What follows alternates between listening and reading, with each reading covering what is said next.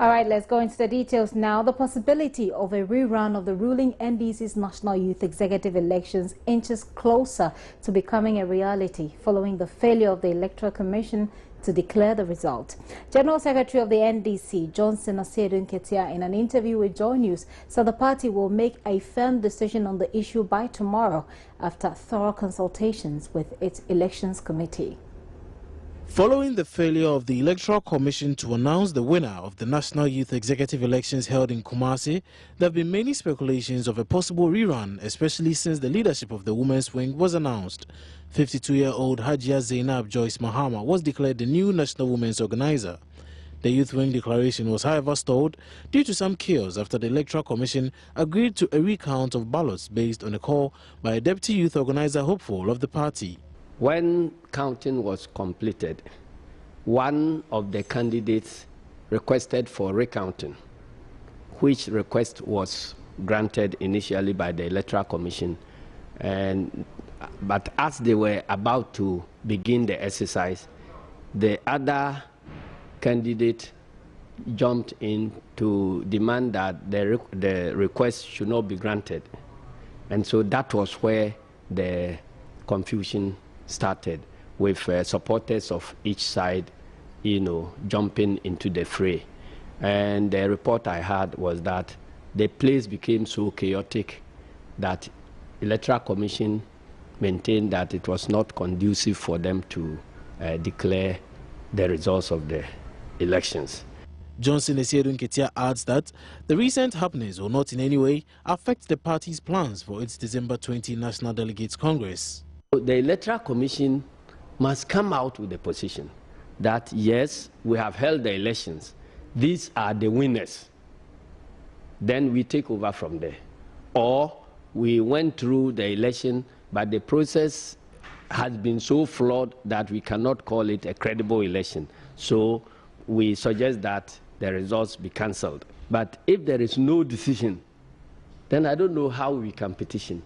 And I don't know how we can make progress. All that I have done so far is to call on everybody to exercise patience and so to allow the Electoral Commission, the Electoral Committee, and indeed leadership of the party to look at the issues. And I'm sure we would allow the will of the masses to prevail. According to Esiedun Ketia, the party is hoping to, in consultation with its elections committee and the Electoral Commission, have the full complement of national executive officers by the close of year as they prepare for election 2016. By the close of day, we should be knowing from our Electoral Committee their full account of events, because what I'm telling you is just an account as narrated to me by the chairman of the Electoral Committee as per telephone. Then I must also add that one of the candidates called me. And the first thing I'm going to do is to get in touch with the chairman of the Electoral Commission, Electoral Committee of the party, Honorable Kenjrasa, to give me the update. But whatever the update would be, Electoral Commission must take a decision. Once they decide, then petitions can then be received. And then we will then be comparing the issues raised in the petition against the decision of the Electoral Commission and the justification thereof. Still with the National Democratic Congress, because its Member of Parliament for Afram Plains North, Emmanuel Abuaji-Didier, has secured a court injunction restraining the party from holding its National Delegate Congress to elect new national officers. Emmanuel Abuaji-Didier, who sought the injunction, said there is an orchestrated attempt to disqualify him from contesting the position of the national organizer of the party. The MP said he has gathered enough evidence that people are frustrating his attempt to contest the national organizer's position. And aspirant for National Propaganda Secretary of the NDC, Kobi Fiag, says the communication machinery of the party is dormant and non-functional. Now, Kobi is calling for a change in the communication style of the party from a defensive one to a more aggressive approach in order to help the party retain power come 2016. At the moment, there is a consensus in the party that the propaganda wing is dead. I am not the one saying it. You ask any party person outside anywhere, they will tell you that our propaganda wing is dead. So that is what I intend to do differently, to bring back the verve and to instill the confidence and energize the party communication and communicators. You think that now your party is in power, do you expect the same propaganda style compared to you being in opposition? I don't understand the question, but I know where it's coming from. I've heard it only this dawn. But I find that pretty strange to think. Look, every situation is different from the other one. You understand? So it is up to you. We don't say that because we are in government, so our communications to go follow and therefore nothing happens on our communication front. That is not the issue. You understand? We are saying that the NDC is a political party which gave birth to a government called the John Mahama-led administration. But the NDC must not, as a political party, must not lose its identity just because it has given birth to a government. That is the point we are making. And we are saying that because of that, our propaganda wing must be up and running and wage the campaign for beyond selling John Mahama in 2016, we must also sell the NDC. Away to the presidency now. President John Mahama has commissioned a new community center for the Asin Attendance traditional area as part of his birthday commemoration. The president has for the past 3 years celebrated his birthday with the people since his interaction with them during the 2012 campaign tour. From Asin Drabin in the Central Region, here is a report. 29th November 2012, President Mahama had reached this town on his campaign for the presidency. 2 years down the lane, he returned to celebrate his 56th birthday, though belated. The occasion also marks the final day of the Akwesi Kese Festival of the Ashanti Kingdom.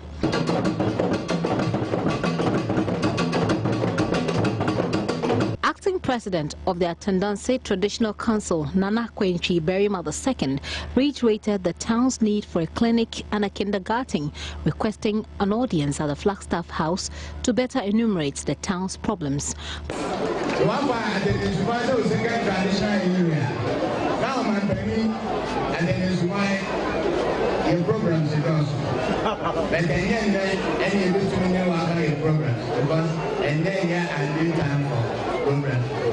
President John Mahama assured their requests will be granted in due time. Last year, we see when our headmistress Bam chain or say, and Kodana war at Senior Kumansi school, no boys no only dormitory, baby or mother, and Tianco Munya and Carbain BC dormitory momo, and Tempara Mekokacha get fund for Emma Yama contract for new boys dormitory was Senior Kumasi secondary school. Say and Kosen was a econo, and Timekwa Mema get fund a Kenya contractor no. Send a baby classroom block them into a kindergarten and a health post. Yabeka boom near na Ascendra Biha, ye see, San Yomano, send a bayan Panano ne Ascendra Bim for Apomudin, Ebetimia Coninim. Na send your kind or say affair assassinate ready and to mention my ready. He expressed gratitude to the traditional authorities for adopting him as a son of the area and for donating to him a parcel of land. He then commissioned the community center. Gifty Andwapia, Joy News at Asin Drabin, Central Region. We start with the president because he has spoken against political intolerance, which traces its roots to ethnicity. Opening the 2014 National Festival of Arts and Culture in the Bonahaf region, the president highlighted chieftaincy dispute as a major cause of such intolerance. He says this is a blot in the beauty of the country's inter-ethnicity. We need to accept that our cultures and traditions are anchored in their strength and heritage on our esteemed traditional rulers. We're all just too aware of the rivalries, tensions, and disputes that have surrounded the chieftaincy institution in many parts of our country. These events have resulted in unnecessary strife, leading to interruptions in our social structure while deepening political intolerance.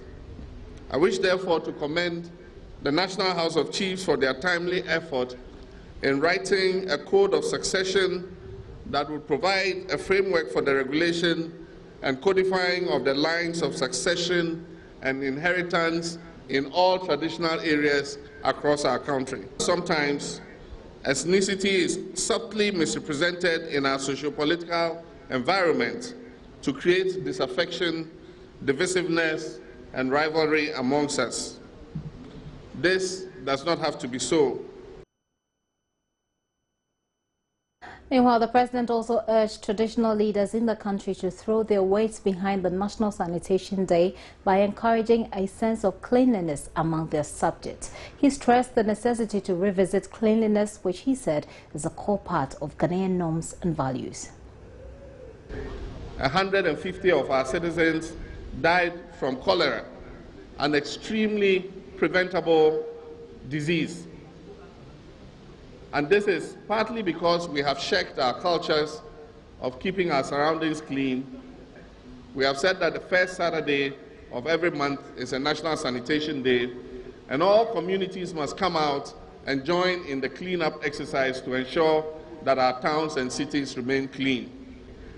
I want to urge our chiefs and traditional rulers to take the National Sanitation Day seriously and to urge all our people to join in order to make it a success and ensure that our communities remain as clean as possible. You're still watching the Primetime Bulletin here on Joy News on Multi TV and also on ABN TV across Europe. We will return with some more news. Please stay.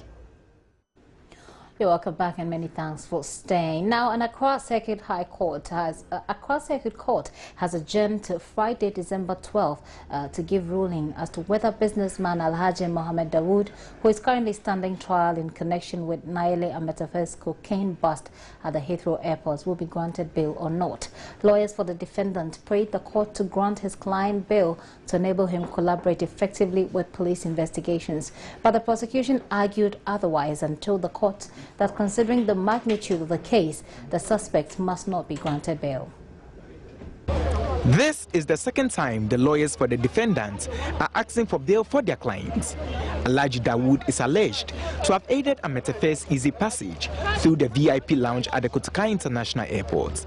The businessman is said to have assisted Ametefe and the two other accomplices to transport about 12 kilograms of cocaine. He has pleaded not guilty. After proceedings in court, family members of Alhaji Dawood covered his face with a white cloth to prevent the media from getting a full view of his face. Alhaji Dawood, who was in a jeans and a white top, was later whisked away together with the two ladies, also standing trial in a cocaine case in a security vehicle. Angry family members later turned their frustration on media personnel for covering the case, but for the timely intervention of security personnel stationed at the court, the situation would have gotten out of hand.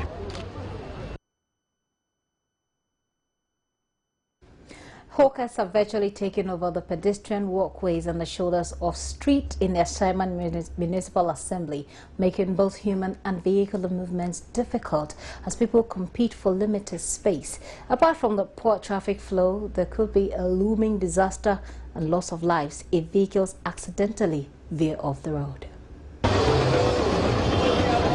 The nuisance caused by the hawkers and other traders begin from the Ashaiman traffic lights through to the main market. These traders engage in the sale of all kinds of goods, from second-hand clothes to household appliances, kitchenware and foodstuffs. Some display their wares on trucks, with others mounting small tables in the middle of the roads. Their presence there is compounding the already chaotic traffic situation in the area. Both motorists and pedestrians have to struggle through to their destinations. Though traders refuse to speak on camera, they admit the situation is as a result of limited spaces within the market. Meanwhile, the municipal chief executive Ibrahim Beidu says measures are in place to address the situation. The situation is now revealing that we seriously have to do some re-engineering or regeneration of the central business area, the market road. And you agree with me that Ashaiman is becoming a very commercialized community that services the Eastern Corridor. As I speak to you, we have done some number of interventions. Hitherto, you can see that we have some refuse containers on the road. We've managed to take them off the road permanently. And so the next action or the next exercise we are doing is that we don't want people to sell or to put tables and also park vehicles in the middle of the road and sell. We don't want that, because the rules are for just drivers and people who drive through the market. And so from tomorrow, we're going to embark on a serious decongestion exercise. And what we are going to do is to do intermittent arrests and seizure of goods that are displayed on the market road. And so that we'll be finding the people as they continue to flout the law, we'll find them, and then we can continue to do that. He further added that road construction would immediately take off when the contractors finish fixing the broken pipelines.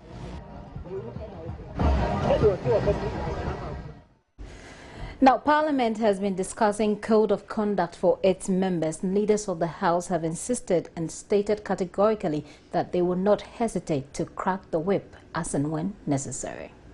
The report of the committee, but just to say that after the passage or resolution of this House adopting the code of conduct,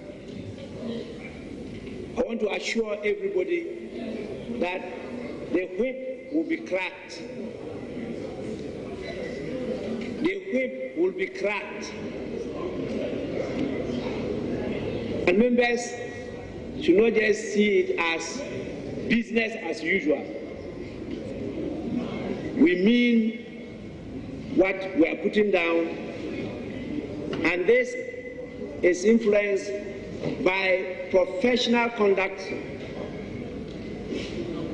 of other parliaments, and also guided by the laws, the ethics, culture of our people in Ghana. Many of us have other businesses to do.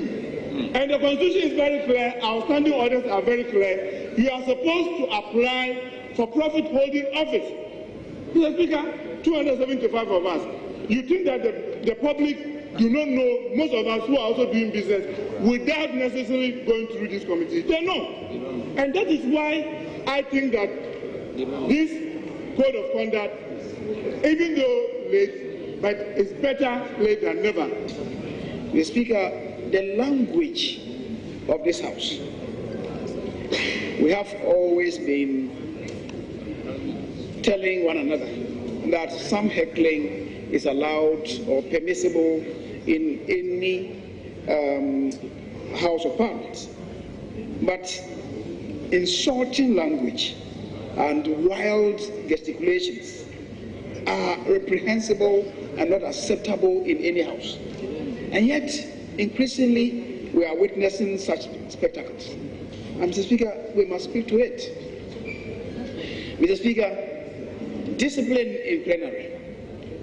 We should all be concerned about the conduct of members. I do not want to raise it now, but all of us do know that there's a lot to be desired about the conduct of members in plenary, discipline in plenary. And Mr. Speaker, that also leads me to another matter. If you're talking about discipline in plenary,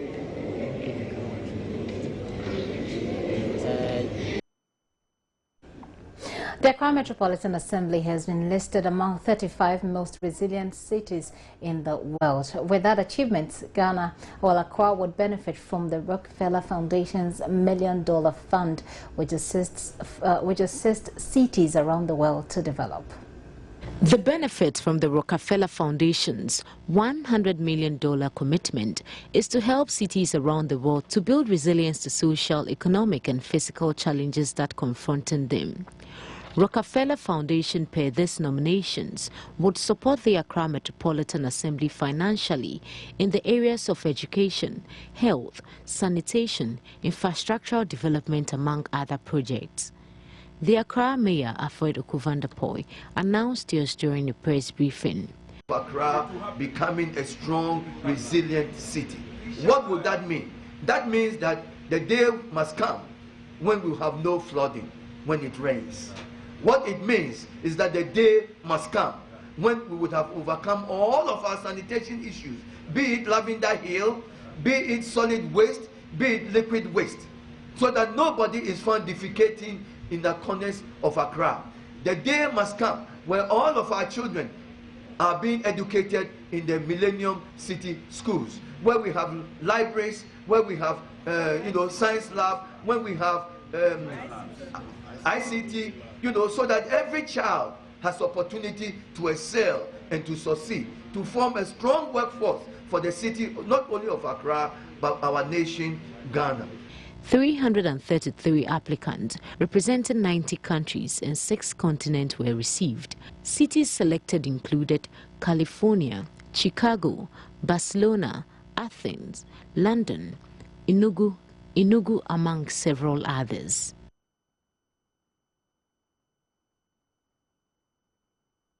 Up next is sports. Hello there, it's now time for some business reports with me, Abigail Adumakwinchu. You start off with the oil and gas industry, where the Africa Center for Energy Policy, ASAP, is calling for the review of the Petroleum Exploration and Production Bill, which, according to them, gives the sector minister excessive discretionary mandate, which can easily be abused. ASAP says the bill is not strong enough to deal with transparency and accountability in the petroleum sector, as the beneficial ownership information is not published under the bill.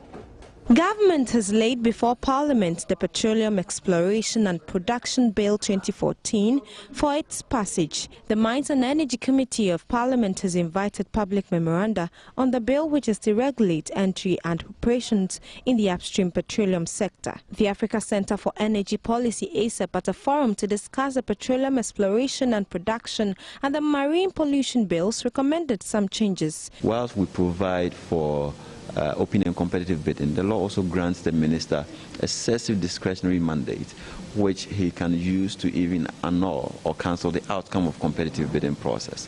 If you give that blank check to a minister, he may be abused. You may have a saint of a minister who would use it rightly, but because you don't have one minister over the life of the law, you need to put in place the safeguard mechanisms to ensure that no minister abuses that kind of discretion. The minister to negotiate with people he agrees with, people he likes, and in some instances you have politicians going to register in secret jurisdictions, and they bring back the company into the country and they awarded blocks into themselves. That's why you want to open up the system so that there is greater transparency and accountability. Anybody who is interested in the block has the equal platform and opportunity, to apply for the block. So ASAP also explains the bill allows secrecy in contracts given under it. If you don't have a requirement that open up ownership structure of companies who want to partake in your industry, again, it allows politicians to play around it, go establish companies and come back to bid for oil blocks, and they win. So what you need to do is to make sure that beneficial ownership information is published, and that is part of the global attempt to solve the issue of corruption and rent-seeking behavior in the oil and gas sector. There have also been calls for a review of the Marine Pollution Bill, which is equally before Parliament. When you look at the EMP bill, it gives the Petroleum Commission the authority to sanction and also to function in control of pollution. The Marine Pollution Bill also gives the same or similar jurisdiction for the Ghana Maritime Authority. So this needs to be clarified, and this is a key thing that we are raising. The next point is that the issue of compensation is not clear as to who gets what, especially under the various levels of compensation. One is a compensation for loss of access to livelihoods of fishermen, and the other is compensation where pollution occurs. And the bill does not specify what exact mechanism could be put in place to pay compensation to who. ASAP has meanwhile applauded the bill and its position on ensuring open competitive bidding and publishing of oil contracts awarded. Now, the high cost of operation has been identified as one major factor hampering progress of some rural banks in the country. Upper and Memphis Rural Bank, for instance, recorded an impairment loss of 306,442 Ghana cedis in 2013, attributed largely to the current economic crisis. Management, as a result, is adopting stringent measures, including restriction on staff recruitment, to reduce costs and keep the business afloat. A report by Mahmoud Mohammed Nuruddin. The bank declared a profit before tax of over 250,000 Ghana cedis in 2013, compared to over 640,000 Ghana cedis in 2012, showing a decline of about 60%. Other reasons for the drop in profit level includes poor loan recovery.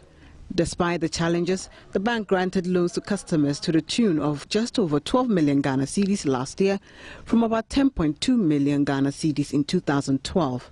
This represents an increase of 18%, influenced by an upward adjustment in size of loans granted to individuals and groups. The bank's deputy manager, Augusto Cesar Mensah, told shareholders at the annual general meeting, though the rise looks positive, the trend is falling due to internal and external challenges. The bank's deposit base went up from nearly 20.2 million Ghana cedis in 2012 to over 26.2 million Ghana cedis, showing an increase of over 29%.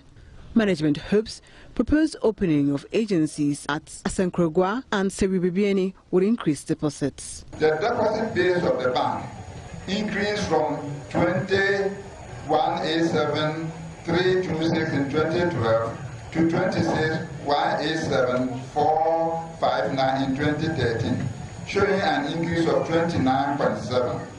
It is hoped that the opening of the proposed Asankragwa and Seribibiani agencies will increase our deposit further. A representative of Apex Bank Limited suggested to the bank to minimize risk and provide quality service to customers, among others, to sustain the progress of the bank. A report by Mahmoud Mohammed Nuruddin. The Ghana Ports and Harbours Authority has added its voice to calls for the Customs, Excise and Preventive Service to clamp down on foreigners engaging in freight forwarding activities. The Ghana Institute of Freight Forwarders is accusing foreign shipping lines of extending their activities to areas preserved for local clearing agents, according to the Customs Cost Agency law. The Ghana Ports and Harbours Authority also says regulators must enforce laws to adequately protect local businesses. Time now for showbiz, and for veteran musician Mr. Simmons, Samina is a serious musician and a very creative individual. Businessman who is also a businessman who is full of determination.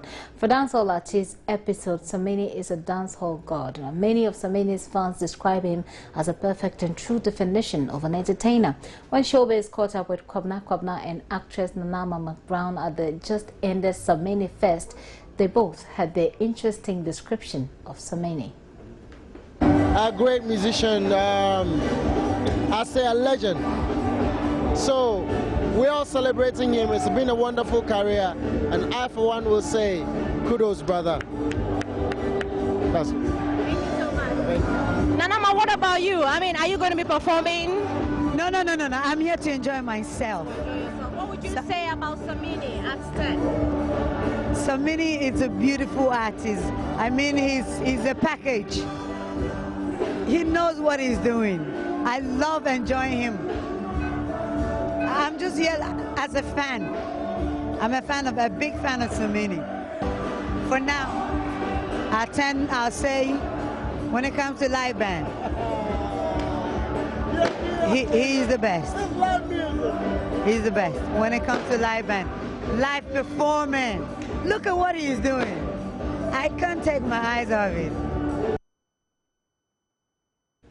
Well, the much anticipated show by celebrated dancehall act Samini came off over the weekend with thousands of music enthusiasts in attendance. For virtually all who trooped to the Trade Fair Center here in Accra, the event dubbed Samina Fest was the best they've had in 2014. Everything from stage, light, sound, coordination at Samina Fest 2014 was exactly what his numerous fans wanted. The show kicked off with performances from some of Ghana's celebrated artists, including VVIP, who rocked despite the absence of their more recent member, Reggie Rockstone, who was said to be under the weather.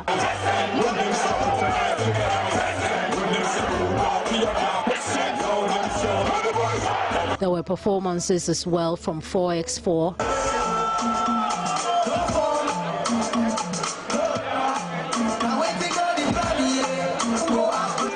Kaki,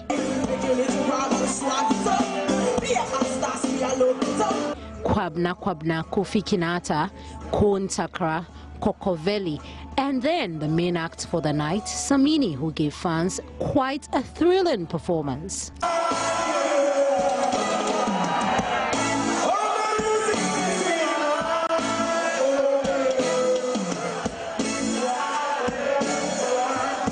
To crown it all, fans were treated to the hit song Lovers Rock by Samini and one of Ghana's finest rappers, Sarkodie.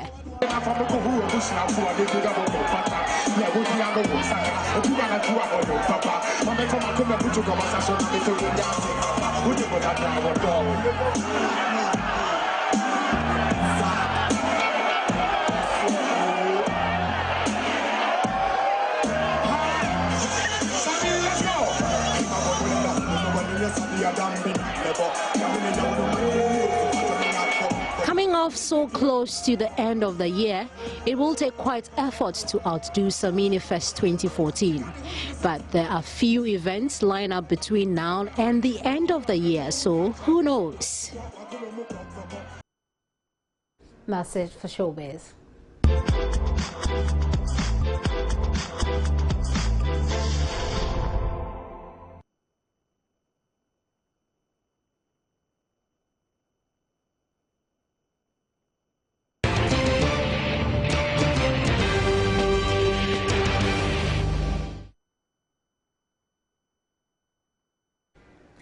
Before we wrap up, let's go back to some local stories. Now, the 4-story building that collapsed over the weekend at Cantonment in Accra has been cordoned off to allow police investigations into the matter. One person was crushed to death when the building collapsed, leaving 12 others seriously injured.